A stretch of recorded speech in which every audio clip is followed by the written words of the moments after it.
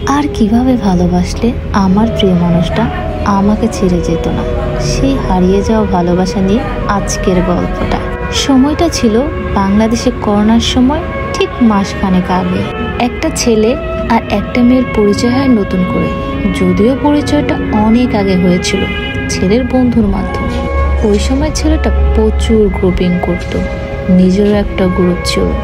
গ্রুপের নাম ছিল গল্পটা বন্ধুত্বের। সেই গ্রুপের এক বড় ভাই একদিন নিয়ে আসেন একটি মেয়েকে, আর সেই মেয়েটি হলো আজকের গল্পের রানী।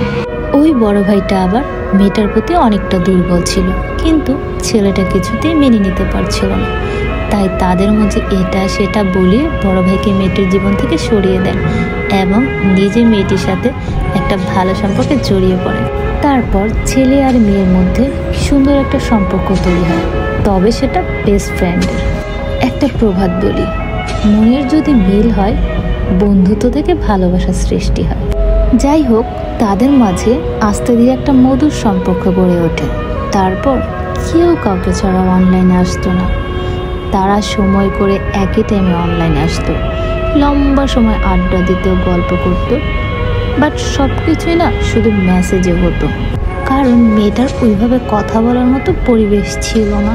এইসব দেখে মেয়েটার সেই আগের বেস্ট ফ্রেন্ড একটু জেলাস ফিল করত, যদিও মেয়েটা এইসব পাত্তাই দিত না। ও বলে রাখি, মেয়েটার বেস্ট ফ্রেন্ড আবার ছেলেটার এলাকার ঘনিষ্ঠ কাছের বন্ধু ছিল, তাই সে চাইলেও তেমন কিছু বলতে পারতো না। এভাবেই কেটে যায় তাদের দুষ্টু মিষ্টি বন্ধুত্ব।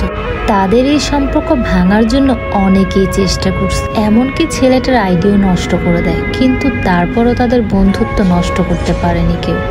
একসময় তাদের বন্ধুত্বটা এত গভীরে চলে যায়, মনে হচ্ছে যেমন একজন আরেকজনের অক্সিজেন। একজন আরেকজনকে ছাড়া 1 মিনিটও থাকতে পারে না, কথা বলতেই হয়। তখন অবশ্য ছেলেটা ছোট্ট একটা কোম্পানিতে জব করত। যাই হোক, হঠাৎ চলে আসলো বাংলাদেশে করোনা।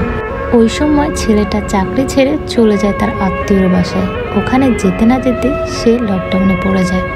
তখন ছেলে আর মেয়ের কথার গভীরতা গভীর থেকে আরো গভীরে চলে যায়। দিন দিন সম্পর্কটা গভীর থেকে আরো বেশি গভীরে চলে যাচ্ছে। হঠাৎ একদিন ছেলেটা মেয়েটাকে প্রপোজ করে বসে। তখন মেয়েটা ছেলেটাকে বোঝায়, বন্ধুত্ব সারা জীবন থাকবে, কিন্তু ভালোবাসা বেশি দিন থাকবে না।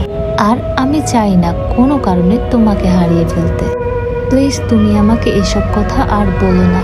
কিন্তু ছেলেটা নাছোড়বান্দা, আর তার এটা মনে হয়েছে যে ওকে ছাড়া আমি বাঁচব না। যখন নিজে মেয়েটাকে বোঝাতে ব্যর্থ হন, তখন গ্রুপের বড় ভাই, ফ্রেন্ডস সকলকে দিয়ে চেষ্টা করেন তাকে বোঝানোর। ফাইনালি মেয়েটা রাজি হয়ে যায়, কারণ সেও ছেলেটাকে প্রচণ্ড ভালোবাসে, কোনো কারণে তাকে হারাতে চায়নি। তবে মেয়েটা ছেলেটিকে একটা শর্ত দিয়েছে যে আমি তোমাকে ভালোবাসতে পারবো, কিন্তু বিয়ে করতে পারবো না। তখন ছেলেটার সাথে সাথে উত্তর দিল, প্রেম করে যেহেতু বিয়ে করতে পারবো না, তাহলে প্রেম করার কি দরকার? যদি তোমাকে আমার করে না পাই তাহলে কিসের ভালোবাসা, কিসের প্রেম? তখন মেয়েটা বলে উঠল, তুমি আমাকে এখনো বুঝো নাই। কিন্তু মেয়েটার ভিতরে একটা চাপা কষ্ট ছিল বা কথা ছিল, সেটা সে ছেলেটাকে বলতে পারতেছিল না। এত কিছু শোনার পরেও ছেলেটা বেহায়ের মতো তার সব শর্ত মেনে নিল। তারপরেও তুমি আমার সাথে থাকো। কতটা বেহায় হলে মানুষ এমনটা ভাবতে পারে। তারপর সব শর্ত মেনেই ভালোবাসতে শুরু করলো মেয়েটাও। সময়টা ছিল 24শে এপ্রিল 2020, তাদের রিলেশনের প্রথম দিন। তবে মেয়েটার অনেক বন্ধু ছিল, এটা ছেলেটা কখনোই সহ্য করতে পারতো না। কিন্তু মেয়েটা কিন্তু ছেলেটাকে অনেক ভালোবাসতো। তাদের সম্পর্ক জানতে পারছে ছেলেটার এক ছোট ভাই, সে তখন ক্লাস 6-এ পড়তো। তো এক সময় গল্পের ছেলেটা মেয়েটার সাথে পরিচয় করা দেয় তার ছোট্ট ভাইকে। মেয়েটা খুব সহজভাবেই তার ছোট ভাইকে খুব আপন করে নেয়। হঠাৎ ছেলেটি একদিন তাদের সম্পর্কের কথা তার আন্টি এবং আপন বোন আর চাচাতো বোনকে জানায়। তখন তারা খুব সহজেই তাকে মেনে নেয় আর মাঝে মধ্যে হাই হ্যালো করতো, কি অবস্থা খোঁজ খবর নিত। মেয়েটিও ধীরে ধীরে ছেলেটির ফ্যামিলিকে নিজের ফ্যামিলি মনে করতে শুরু করলো। প্রত্যেক সম্পর্কে যেমন হয় না, তাদের সম্পর্ক তেমনটা ছিল। মাঝে মধ্যে খুনসুটি, রাগ, ঝগড়া। তো এই রাগ জেদ করে ছেলেটা একদিন তার আইডি অফ করে দেয়। আইডি অফ করলে কি হবে, ছেলেটা তো মেয়েটাকে ছাড়া থাকতে পারতো না। সে তার ছোট ভাইয়ের আইডি দিয়ে মেয়েটার সাথে কথা বলতো। মেয়েটা বুঝতো যে এটা ওই, কিন্তু তারপরেও না জানার না বোঝার ধ্যান ধরে দুজন অনবরত মেসেজ করেই যেত। ছেলেটা যে তার ছোট ভাইয়ের আইডি দিয়ে কথা বলতেছে এটা কিন্তু মেয়েটা বুঝতে পারতো, তাও সে কথা বলতো, কারণ মানুষটার সাথে যেভাবেই হোক কথা তো হচ্ছে। এভাবেই সম্পর্কটা কেটে গেল প্রায় 1 মাস 21 দিন। সাল 2020 জুন মাসের 16 তারিখ। এই দিনটাই ছেলেটার জীবনের সবথেকে বড় কালো অধ্যায় ছিল। একদিন তাদের মাঝে প্রচণ্ড ঝগড়া হয়, সেটাও টানা 2 দিন। এই ঝগড়াকে ইস্যু করে মেয়েটা 2 দিন অনলাইনে আসেন। ঠিক তৃতীয় দিন তিনি অনলাইনে ঠিকই আসেন, তারপর একটি গ্রুপ ক্রিয়েট করেন। সেই গ্রুপে তিনি শেয়ার করেন আজ তার গায়ে হলুদ, অর্থাৎ হলুদ সন্ধ্যা। এই বিষয়টা ছেলেটা কোনো মতেই মানতে পারতেছিল না। তার আশেপাশের বন্ধু বান্ধব ভাই ব্রাদার সকলের সাথে বাজে ব্যবহার করতেছিল, কারণ সে তো মেয়েটাকে ভালোবাসছে, তাই না? আর বন্ধু বান্ধবকে কেন গালি দিয়েছে, ওই যে মেয়েটাকে ভুলে যায় এটা সেটা, এইগুলো সে একদমই নিতে পারতেছিল না। আর ফ্রেন্ডরা কেন গালি খাচ্ছিল, ওই যে ফ্রেন্ডরা যেমন হয় ভুলে যায় এইটা সেটা, আরো ভালো মেয়ে, ওই জন্য আর কি। এই রাগে জিতে ক্ষোভে ছেলেটার একটা আইডি ছিল শখের প্রায় 6 বছরে, সেটাও সে নষ্ট করে দেয়। যদিও ছেলেটার এই কর্মকাণ্ড দেখে মেয়েটা অনেক কষ্ট পেয়েছিল, কিন্তু সে কাউকে বুঝতে দেয়নি।